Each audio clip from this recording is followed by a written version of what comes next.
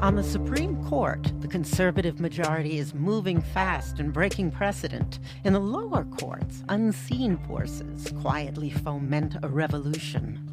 We Don't Talk About Leonard, a series from On the Media and ProPublica, explores the money and influence behind the takeover of America's courts and the man at the center of it all. On this week's On the Media from WNYC. Find On the Media wherever you get your podcasts. You might remember all the excitement a few years ago when women in Saudi Arabia were finally given the right to drive. It's our moment. We will make history. Saudi Arabia has just announced it will allow women to drive cars for the first time ever. We've been waiting for this moment for such a long time, and finally it's here. I really enjoyed it, having the freedom in my own country. I can't believe that I'm just part of this great change. It's amazing. Saudi women activists had been campaigning for decades to get the driving ban lifted. They'd protest by getting in their cars and filming themselves driving. Then they post the videos online, often risking arrest or prosecution. Some even lost their jobs. Hala al-Dosari grew up in Saudi Arabia under that driving ban. She remembers how difficult it was to go anywhere. You had to depend on someone from your family, or you have to hire a live-in driver, basically, to take you to places along with all the other members of the family who were women. She was working as a consultant for the Ministry of Health and had lots of meetings she needed to get to around the city. And I had to wait for a driver in the scorching heat of Riyadh in order to navigate the meetings schedule that was not in the ministry building itself. And that has been a story for every woman. Any working women or non-working women would be finding it so consuming to navigate her errands, basically. So when the ban was lifted, the change was hailed as historic in a country where a religious cleric once said that driving could harm a woman's ovaries and her ability to have healthy babies. Mohammed bin Salman, known as MBS, the young Saudi leader largely responsible for getting the driving ban lifted, was praised and called a reformer. Allowing women to drive was just one part of MBS's bold plan to modernize the country. He's begun massive reforms of the Saudi economy, which has relied heavily on oil. And he's developed plans for a new futuristic $500 billion city called Neom to be built in a remote desert region. But what you might not have heard as much about is something else MBS did in the weeks just before the end of the driving ban was announced. Instead of celebrating the women activists who'd campaigned for the change, he rounded up many of the leading activists and threw them in jail. Saudi newspapers printed their pictures with the words "traitor." And many of these women say they've been tortured while in prison. So why did that happen? He wants the credit. Al-Dosari is living in exile in the US because of her own activism around women's rights. So Mohammed bin Salman is a leader who likes to rule by fear. This is an absolute monarchy. And that monarchy can be brutal. MBS has a track record of silencing anyone who disagrees with him or whom he perceives as a threat. If you criticize him, you might end up dead, even chopped up into pieces, like Saudi journalist Jamal Khashoggi. Khashoggi published columns in the Washington Post that were critical of MBS. And in 2018, his body was dismembered by Saudi officials inside the Saudi consulate in Istanbul, Turkey. The CIA says MBS approved the operation, something the kingdom has officially denied, and the Saudis say those responsible have been punished. Still, when he was a presidential candidate, Joe Biden promised to make MBS a pariah. Khashoggi was in fact murdered and dismembered, and I believe in the order of the Crown Prince. And I would make it very clear we were going to in fact make them pay the price and make them in fact the pariah that they are. But last year, Biden seemed to do a 180. He made an official visit to Saudi Arabia and greeted MBS with a casual fist bump. It's true that Saudi Arabia has a lot of oil. It's the world's second largest producer. So MBS has the power to turn the oil spigot on or off, and that could lead to lower or higher gas prices in the US. MBS is only 37, so he could control Saudi Arabia for the next half century. So who is MBS? And does the US really need him? I'm Peter Bergen, and this is In the Room.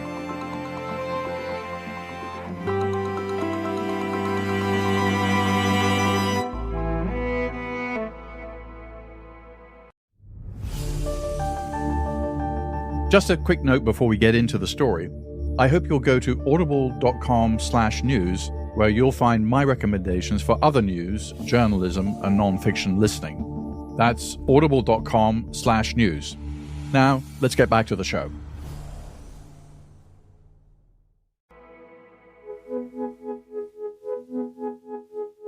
Sarah and Omar al-Jabri vanished inside Saudi Arabia. Their brother, Khalid al-Jabri, hasn't seen or spoken to them since March 2020. Sarah, she's very smart. She loved math and architecture, and that's what she wanted to pursue as a career. Omar, you would never win an argument with him, and that's actually a reason for concern, because wherever he is right now, I'm sure he's having a lot of arguments, and we've always joked that he would be a great lawyer. He loved watching basketball. He loved the Celtics. And excuse me if I get emotional a little bit, because the last time I spoke to them was more than 3 years ago. It all began the day that 31-year-old MBS was appointed the Crown Prince of Saudi Arabia by his father, King Salman. Crown Prince is an important position, second only to the king in Saudi Arabia. On the morning of MBS being appointed as a Crown Prince, Omar and Sarah were at the airport. At the airport, they were stopped and told, "You can't travel." That was June 2017. While they couldn't leave the country, they were allowed to move about the city of Riyadh, until one day, several months later, Khalid says they couldn't. The morning of March 16th, they were detained at home in a dawn raid. The way we learned about it was very painful. Mom called Sarah. She didn't answer. It was very unusual. Then she called Omar, and he didn't answer.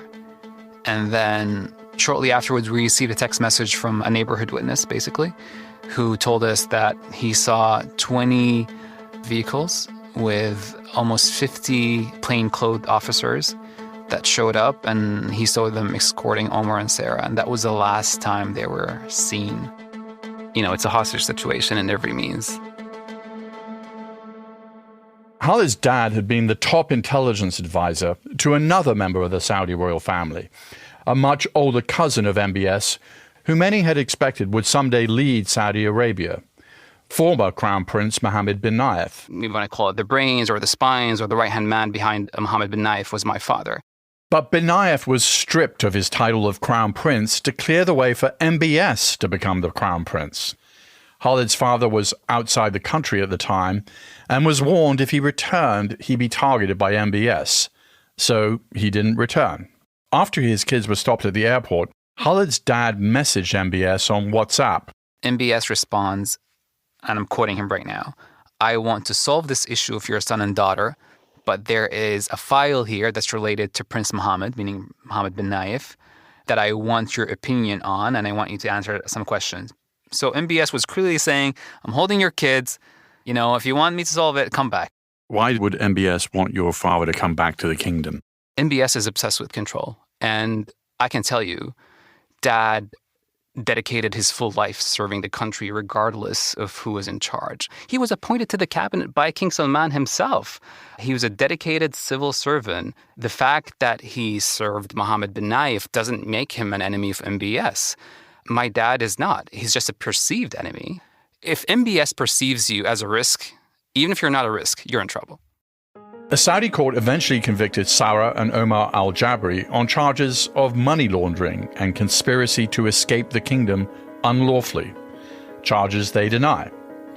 We reached out to the Saudi embassy to ask about the al-Jabri siblings. They did not respond. Khalid grew up in the same circles as MBS in Saudi Arabia. MBS was at his college graduation. He actually delivered the commencement speech. That was summer 2007. He graduated law school, I graduated medical school. And at that point, he was just a royal family member on the fringe, just the son of the Riyadh governor, had no power. And Khalid says back when he was growing up, because of how succession normally works in Saudi Arabia, no one expected MBS would become crown prince. Nobody expected that 10 years from that exact point that he would become the de facto ruler of Saudi Arabia. And personally, for me, he would become the person that would take my young siblings as hostages. So you were an exact contemporary of his at university then? So we had some common friends. We went to different high schools. A lot of my friends were with him in his high school. So we have a lot of common friends. What was his rep at that time? So when he was a kid, he made a lot of trouble inside his household with the maids and the servants. He would mistreat people. He was a spoiled kid. He never heard no in his life. In high school, he would do a lot of mischief. He would dress up as a police officer and go against traffic. He wasn't popular, mainly because in these circles, people looked at the royals that would had a chance of holding power in the future. So within the royal family, he was an outcast. And even within his educational and kind of social circles in Saudi Arabia, he was an outcast. Why? Let's start with his household. His mom was from a Bedouin tribe, a very famous Bedouin tribe. But within the tiers inside the royal family, you're a top tier if your mom is royal and your dad is royal, obviously. If your mom is not royal, then you're a second class kind of royal. And that's just for the tiers within his family. And it wasn't just people inside Saudi Arabia who didn't expect MBS to become crown prince. It was a surprise to those outside the kingdom as well. Another big story making news, a shakeup at the top of Saudi Arabia's royal hierarchy. King Salman has promoted his son, 31-year-old Mohammed bin Salman, to be the next in line to the throne. I see you running the video here of Mohammed bin Salman shaking the hands of his cousin, Mohammed bin Naif, who was the crown prince. You notice him kneeling there and kissing the leg of his cousin leading. This is highly orchestrated. Saudi Arabia is an absolute monarchy where, in theory, the king makes all the decisions. But MBS's father, King Salman, is 87 years old, and there have long been rumors that he's in poor health. So while MBS isn't the king yet, he's widely regarded to be the country's ruler. As an absolute monarch, the Saudi king can appoint anyone he wants as crown prince. And King Salman chose one of his young sons, MBS. MBS got the only vote that counted, which is his father's. His father chose him, and that was it. That's New York Times journalist Ben Hubbard. I spent many years covering Saudi Arabia for the New York Times, and am also the author of the book MBS, The Rise to Power of Mohammed bin Salman. And he says nobody saw this coming. If you'd hired a headhunting firm, right, said, go out and find me, the perfect person to take over this, incredibly important, wealthy country in the Middle East that, has challenges it needs to deal with, the chances that they would have come up with Mohammed bin Salman are incredibly small. Even inside of his own family, he was not very prominent and didn't have sort of a lot of the prerequisites that I think people would look for. There were a lot of other members of the royal family who seemed, at least on paper, to be more qualified for the role of crown prince. He has a number of older half-brothers who are much better educated than he is, at least in sort of an international sense. He has an older half-brother who has a PhD from Oxford. Another one of his older half-brothers was the first Arab astronaut. And then in the wider royal family, there were plenty of other people who speak foreign languages, who had studied at foreign universities, who had spent significant time abroad and sort of understood the United States, understood the United Kingdom, and Saudi's other sort of international allies. Unlike some of these other royals, MBS never spent any significant amount of time outside of Saudi Arabia. He had never studied at a foreign university, that would have kind of given him a better sense of how these countries operate or how they think about things. He had a quite difficult time expressing himself in English and tended to work through a translator. He was very, very Saudi, which in the end, when I look back now, I think ended up being a tremendous asset for him. So you might be wondering, why did MBS get picked? His father saw in him something different as he was growing up. Ali al-Shahabi is a Saudi businessman who serves on the board of MBS's planned megacity in the desert. He's an enthusiastic supporter of many of the changes that MBS is bringing to Saudi Arabia.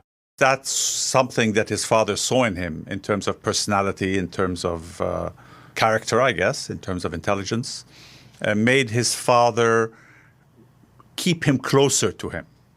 His older brothers, many members of the royal family have gone abroad to school, and he was kept to do his schooling at home. And I have a theory where I think that it makes actually much more sense for a ruler to be schooled at home because he becomes of the soil, so to speak. So he understands his society in a way that leaders who, and many leaders in the Arab world have gone to boarding school abroad and then to top universities, but they come back alienated from the masses of their people. They look down in a way on the masses of their people. In the case of Prince Mohammed, he's grown up among them. And I think that showed in his capacity to read society, because he broke the rule book in all the reforms that he undertook in the last 5-6 years. Can you paint a picture of what he's like personally? What is it like to be in the room with him? He walks fast. He moves fast. I mean, his whole body language is fast. He takes decisions quickly. His elders, everything would be, at a very slow sort of scale. But with him, he's a man in a hurry, and you can feel it. Now, that doesn't mean that he didn't make mistakes. Of course he made mistakes. But I think he has done more for his country and for his people than any modern leader in the last 50 years that I can think of. Now, if you were going to criticize the prince, you'd say that he's doing too much. And anyone who's ever spent any time in Saudi Arabia will tell you that since MBS rose to power, the country looks and feels like a very different place than it used to be. Until MBS was in charge, Saudi Arabia had followed a strict version of Islam where religious clerics enforced a rigid set of rules about how men and women could behave in public. First of all, it was an environment where women were hardly seen. I remember in a bank where I was involved in running that bank, we had a women's section because we also had women's banking. And if we wanted to go to see the women who worked there, somebody would phone down and they would all cover up, and we would go through a digital lock to go into the room where they worked. There was something called the religious police, which patrolled the streets to ensure that men and women did not mix, that women were appropriately covered up, did not wear makeup, did not flirt, that they did not sit next to strange men in restaurants, even that they didn't have parties at home. And you had nightmarish stories of the religious police storming people's homes when they had parties or harassing their daughters or sisters or wives. They tended to be these sort of stern-looking men with long beards, and, they would sort of patrol malls and public parks and areas like that to make sure that, there were no men and women who were unrelated, who were socializing with each other unsupervised. And I remember on my first trip, I was staying at some hotel downtown, and, I just sort of want to go for a walk in the evening. And Riyadh is not a walkable city where you could just kind of go stroll around and enjoy yourself. And so I tried to go to the mall, which was next to the hotel, and just figured, okay, I'll go walk around the mall for a bit and stretch my legs. And they wouldn't let me in because they said, it's family hours, which basically means that only men were allowed in if they were with their wives or if they were with other female members of their family. And I sort of looked around, and there were all these other young men who were kind of hanging around outside the mall, sort of wishing that they could get in because kind of that's where the action was. It was kind of enforced to such an extent that, billboards were blacked out. I remember seeing billboards for a breakfast cereal, and it was sort of a normal billboard of like a happy family gathered around the breakfast table, and all of the women were blurry. So you had sort of the father and the kids sitting there enjoying their breakfast cereal, and then you had sort of blurry faces for the women. There was also a system of specific rules for women. These laws were known as the guardianship rules. Every woman needed a permission of a male guardian in order to access any kinds of governmental services, obtain ID documents, passports, travel, being admitted in a hospital, getting into education or university. Women's rights activist Hala al-Dosari remembers the stress she felt trying to do just simple daily tasks. Even though her father was very supportive and would give her permission to do the things she wanted to do, that didn't matter. She was still subjected to all the rules and all the hassle. Having to go through the administrative paperwork in order to get my father to sign his approval for every single thing is labor-intensive. So all these issues, for instance, I would go to the airport and they would say, well, why didn't you have a copy of your father's permission for you to travel? I told him, well, he has the official permission. He said, well, I can't have the official. You have to get me a copy. So I have to go out of the airport and get him a copy. So you get to see all those issues, which are very small details that would wreck your day, basically, and make you anxious all the time. Did you miss something? After becoming crown prince, MBS made some dramatic changes in Saudi Arabia. The feared religious police, who had once roamed the streets of the kingdom looking to enforce their ultra-fundamentalist interpretation of Islam, were no longer able to make arrests. And while the guardianship system remained in place, the government got rid of some of the rules. The most important overt aspect of this is the full integration of women into society. From the moment you land at the airport now, you can have a female police officer check your passport, check you through customs.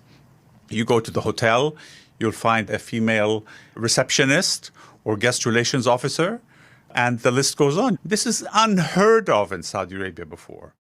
And then, of course, he got rid of the driving ban. But Khalid al-Jabri says that move was calculated and it wasn't about gender equality. One of the lowest hanging fruits was to improve economic metrics and GDP.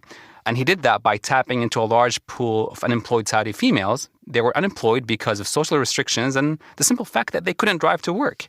Hence, women were allowed to drive. For me, that was primarily an economic decision, where women empowerment was an after effect, an advertisable after effect. Otherwise, why would MBS allow women to drive and detain the leading female activists and allegedly, torture them and sexually harass them? If you're an economic unit that can serve my ambition and conquest towards money and power, then you can live in Saudi Arabia. Anything beyond that, it's not acceptable. And the way I interpreted it was, you can't actually ask for your rights. You can only be given them by MBS. So he'll arrest you if you're asking for your rights, even if he agrees with a policy. Absolutely. It's a monarchy where people can have privileges, but they can't have rights. I will give you the privilege to drive, but you can't ask for it. But MBS clearly understands many things about Saudi society and the kinds of changes people want. Before he was in charge, Saudi royals were known to borrow money from Saudi banks and never repay the loan. Commissions and kickbacks were common business practices among the country's elite.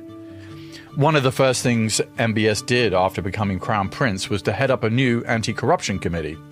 It had the power to issue arrest warrants, freeze bank accounts, and issue travel bans in order to, quote, take on corruption at all levels. All levels meant even the most elite, who'd previously been able to operate with impunity. In November 2017, about 400 businessmen, including many princes and many cousins of MBS, were summoned to the royal court in Riyadh. And instead of going for their audience with the king or whatever it was they thought they had been invited for, they are taken to the Ritz-Carlton, which is a big, beautiful hotel not far from the royal court, and they're basically locked in. They are locked in rooms where the curtain cables have been removed, where all glass has been removed, basically to prevent any kind of suicide attempt. They are not allowed to close their doors. There are guards posted in the hallways. And then this whole sort of inquisition begins, where you have lawyers and other people from the royal court start sort of calling them in to ask them about their finances and accusing them of various things. In the end, many of them lost substantial assets. Basically, they're accused of corruption, saying, you stole this money, or you did this business deal in some correct way, you robbed the government in some way, and we're going to take it back. The whole process was incredibly opaque. As a reporter, it was incredibly difficult for us to get really good detail on how it all went down. I think domestically it was quite popular because I think there were a lot of Saudis who were ticked off about the corruption. And there was a sense that these people have been able to get away with this kind of corruption for too long. I mean, we know for sure that violence was employed. We know for sure that at least one person basically died in custody during the Ritz-Carlton affair. And we have good reason to believe that there was painful coercive measures used in the Ritz-Carlton. The Saudis have denied that anyone was tortured, and they say this was part of an effort to root out corruption. The country had become so corrupt. It was part of the system of entitlements. The royal family, each one felt that it had a right to certain elements of the economy where it could dispense patronage through its control of certain ministries and certain elements of the economy. And the prince had a choice, really. He said, how do I change this culture? I think he came up with a very novel way, which was, they took a couple of hundred prominent royals and businessmen who arguably had been the most egregious in their misuse of power and patronage to make extreme amounts of money, threw them into the Ritz-Carlton and gave them a chance to negotiate a settlement. Now, people thought that was atrocious. It was extremely popular in the country. It brought, in excess of $100 billion back into the treasury. He needed something quick, shocking to the system that sent a message, that affected change, and that was not too coercive and not too brutal. And I think it worked out very well. The name of the royal family is embedded in the name of the country, so a bit like if England was renamed Windsor. And so this raises sort of an interesting question about corruption as an issue, because Mohammed bin Salman certainly is reported to have some pretty serious toys, a $300 million chateau in France, a very expensive yacht. How do you square this extreme wealth that the ruler has, and yet at the same time this crackdown on corruption? The Crown Prince, in the early days of his power, he made some of these purchases that he has not done since. But he certainly deserves a yacht. He's a man who doesn't go on vacations abroad. He doesn't spend his time skiing in St. Moritz or partying in Saint-Tropez. He takes his vacations at home. So he deserves a benefits package commensurate with an Arabian monarch. But the country can't afford to have 20 of them or 30 of them, which is really effectively what it had before. And that was a massive drain on the treasury. What is happening in Saudi Arabia is the circle of entitlement is being made much smaller. And locking people up as a way to stem criticism or to consolidate his power is something he's become known for. It's even been said that MBS has locked up his own mother. We don't know much, except we know that it is true. And we know that because of sort of American intelligence assessments. We know that because other members of the royal family have talked about it very quietly. And we don't know exactly what the deal is, but we know that she was on the social scene in Riyadh and that she did used to show up to weddings and to other sort of social events, and then all of a sudden she kind of disappeared. We reached out to the Saudi embassy for comment. They did not respond. And then, of course, there are Khalid al-Jabri's siblings. We only went public after they were kidnapped. Not even right away. We waited 2 months because prior to that, we exhausted every avenue in trying to salvage the situation and reach a kind of silent diplomacy route, but that didn't work. In the old Saudi Arabia, keeping silent might have actually worked. In the new Saudi Arabia, keeping silent doesn't. Absolutely. I hear a lot of people saying, well, you're leading a public fight, that doesn't work. I was like, we are actually the evidence. Staying silent in the new Saudi Arabia doesn't work because we stayed silent for 3 years. You effectively have a ruler of a country that had the highest G20 growth this year, singularly obsessed with an exiled family and using every power in his hand to crush it. And we've realized with MBS, given his kind of conduct over the past few years, that he has a very low threshold to exercise maximum power to achieve an immediate objective, regardless of the knock-on consequences, because he figured out there's not going to be any consequences or accountability. And what motivates MBS, do you think? 2 things: money and power, ultimate control. And it is very clear from day one. It is very clear from, private briefing he had with my dad. It was supposed to be a 30-minute meeting, but it turned out to be 3 hours. At the end, Dad asked him a question. I was like, Your Highness, what are you after? Just high level. And MBS was like, he smiled, sat back, was like, yes, that's a question. It's almost like the question that he wanted to hear. And then he responded, do you know Alexander the Great? And of course, Alexander the Great had conquered much of the world, the known world, by the time he was 33. Yes. So that was the kind of level of ambition. Absolutely, absolutely. And, one of his traits is he has a tendency to oversimplify things and thinks that he has the means to achieve them.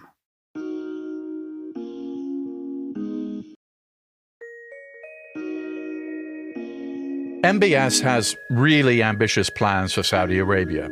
He's declared it his mission to shift the kingdom's economy away from oil. And that's included bringing major international sporting events to Saudi Arabia, like golf tournaments and Formula One car racing, opening up movie theaters and concert venues. He's developed a massive plan for the future known as Vision 2030 that includes turning Saudi Arabia into a major tourist destination. Welcome to a journey you've never imagined. Welcome to Arabia, Saudi. And building Neom, the city in the desert that's supposed to include a 100-mile-long vertical skyscraper, ski slopes, an artificial moon, and flying taxis. What is Neom? It's a home for people who dream big. It'll be a hub for innovation, an entirely new model for sustainable living, the vision for a new future. In fact, Hubbard says that while the plans for the city of Neom are pretty out there are some things about its economic plan which are hard to disagree with, like diversifying the economy away from oil. At least he's thinking about the future of his country in a positive way, which is something that you can't say for many other leaders in the Arab world, frankly. I mean, I don't think Bashar al-Assad spends much time thinking about what Syria is going to look like in 2030. It's quite remarkable that he decided to say, I want to decide what my country is going to look like in a decade, and I'm going to start putting in place, mechanisms to push it in that direction. MBS hasn't just made major changes at home. He's implemented a much more aggressive Saudi foreign policy in the Middle East. Saudi Arabia has waged a disastrous war in neighboring Yemen that triggered one of the world's worst humanitarian catastrophes. And in 2017, the impetuous crown prince effectively kidnapped the Lebanese prime minister for weeks when he was visiting the Saudi kingdom, an incident MBS later joked about. And for 4 years, MBS led several Arab states to impose an embargo on Saudi Arabia's gas-rich neighbor Qatar, which is home to the largest U.S. military base in the region. And he's strengthened the Saudi relationship with China, which is undercutting the role of the United States as the major player in the Middle East. I think he's very much of the view that the world is becoming increasingly multipolar. It's not just sort of the great powers anymore, but, China is rising and China is the largest customer of Saudi oil. So, there's a very good reason for Saudi Arabia to have good relations with China. And I think that when they look to the future, they see China as being an incredibly big player in the world. They have maintained their relationship with Russia despite the invasion of Ukraine. And, I think that MBS just also feels that Saudi Arabia, because of its wealth and because of its position and because of its standing in the Islamic world, it should really be able to kind of stand up on its own 2 feet as a world power and call its own shots. If we think about the 1970s and the oil embargo on the United States, I mean, Saudi Arabia literally, through its position in OPEC, had the United States over a barrel. The situation is very different today. I mean, the U.S. is now the largest oil and gas producer in the world, bigger than Saudi Arabia.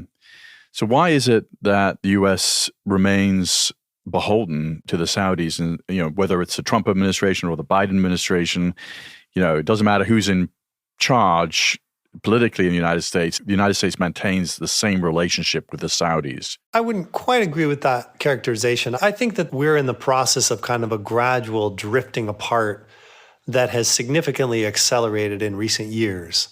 The traditional sort of formula was that the United States counted on Saudi Arabia for oil and for stabilization of global oil markets because of its role in OPEC.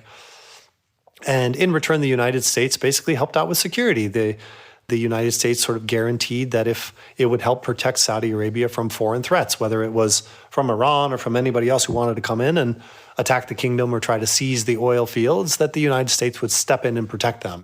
And I just think that the fundamentals are not the same. As you noted, the U.S. produces a huge amount of its own oil now. It just doesn't need to rely on Saudi oil the way that it used to. I think on the U.S. side, there's just been a fatigue with the Saudis in general. I just think that the constant sort of drumbeat of human rights violations, I think that that's kind of worn down people in both parties that I think in the past had been more sympathetic to Saudi Arabia.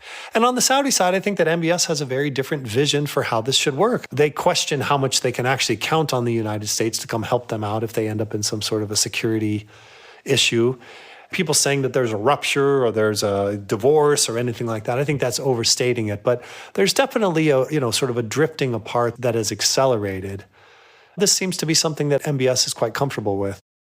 And a sign of that is a recent agreement that China helped negotiate, which will restore diplomatic relations between Saudi Arabia and Iran.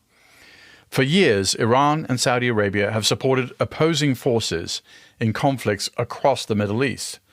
In the past, the US might have been the country brokering such a deal, such as the Trump administration's role in getting several Arab states to recognize Israel, or the Carter administration's role in making peace between Israel and Egypt. Saudi Arabia has built up a very strong strategic relationship with China. China has a big vested interest in the security of the Gulf and is Iran's major global interlocutor. And by putting its signature to an agreement between Saudi Arabia and Iran, it gave the Saudi government the comfort to feel that it can give the Iranians the benefit of the doubt. So this was an example of Saudi Arabia creating a portfolio of relationships to complement its American relationship and try to bring security benefits and other economic and political benefits to the table where America is unable or unwilling to meet those requirements. So, when the historians of the future look back on the history of the Middle East, obviously, after the First World War, the French and the British dominated the Middle East. After World War II, it was the United States. This deal that China brokered between Iran and Saudi Arabia to restore diplomatic relations, will they look back on that as saying this is the beginning of the Chinese not just inserting themselves economically in a big way in the Middle East, but also politically, and the beginning of the end of American dominance of the region? I don't think it's the beginning of the end of American dominance of the region, but I think it's the beginning of the end of American exclusivity in terms of its relations with particularly the Gulf states. And yet, despite all these changes, many say MBS has created a climate of fear that is unprecedented in Saudi Arabia. I think there was initial excitement. That excitement turned into skepticism and fear. And right now, what I feel, it's almost saying, well, we don't like him, we fear him, but we're stuck.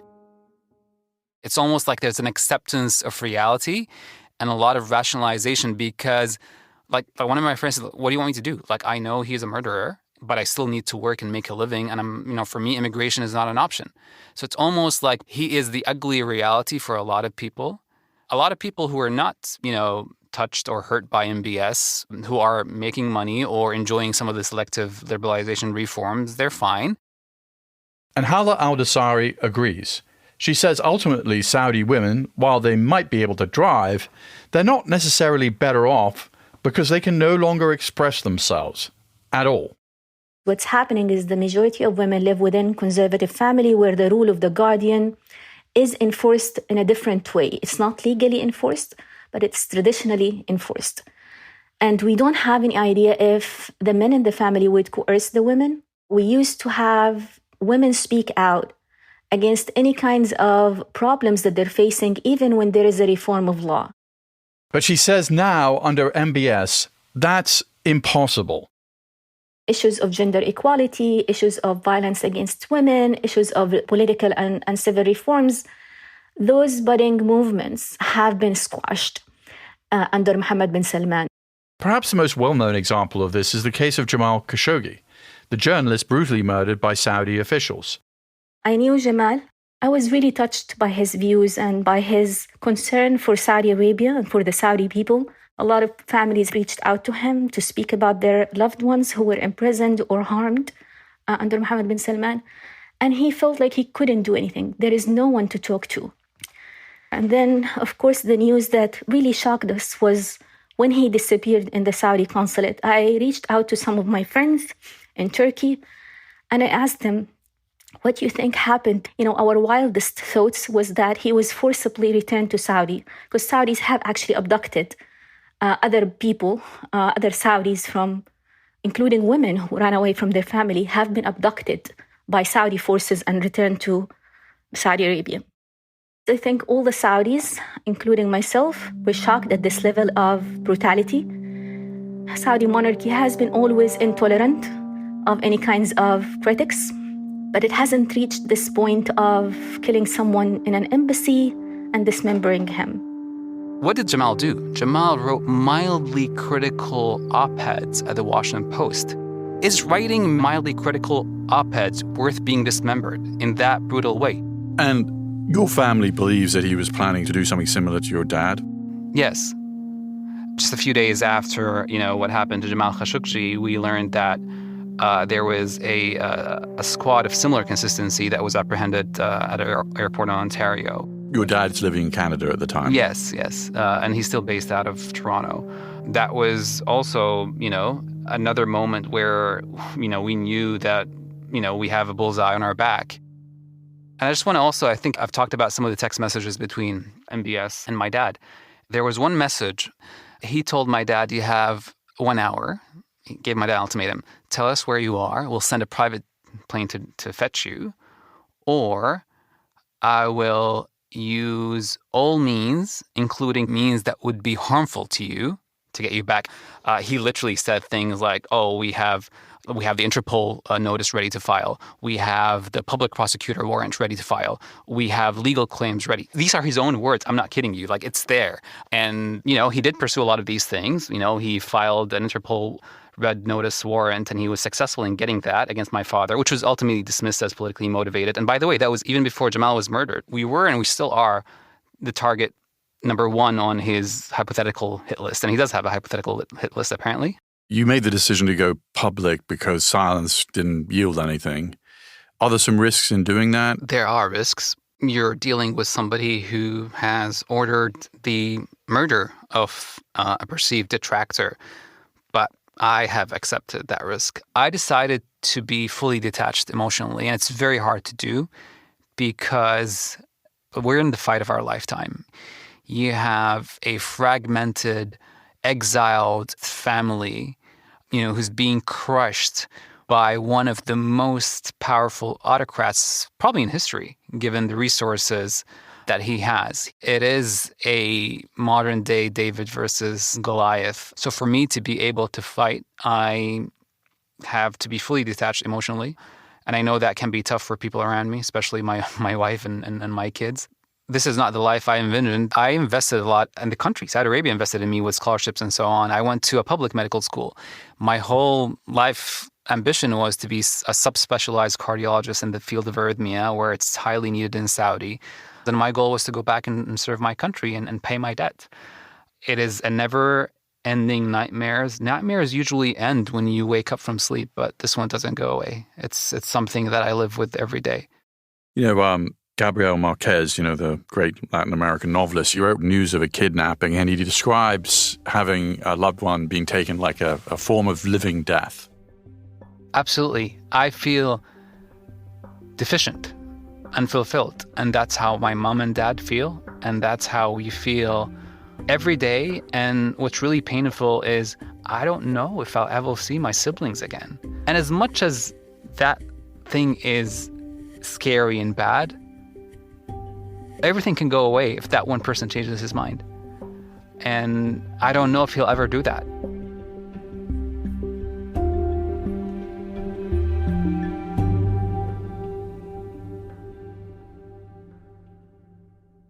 If you want to know more about some of the stories and issues we discussed in this episode, we recommend Ben Hubbard's MBS, The Rise to Power of Mohammed bin Salman, and The Saudi Kingdom by Ali Al-Shahabi.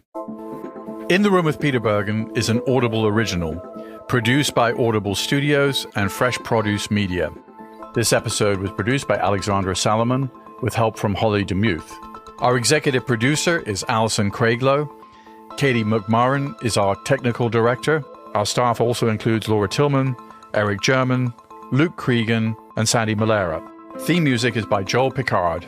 Our executive producers for Fresh Produce Media are Colin Moore, Jason Ross, and Joe Killian. Our head of development is Julian Ambler. Our head of production is Elena Bavietz. Eliza Lambert is our supervising producer.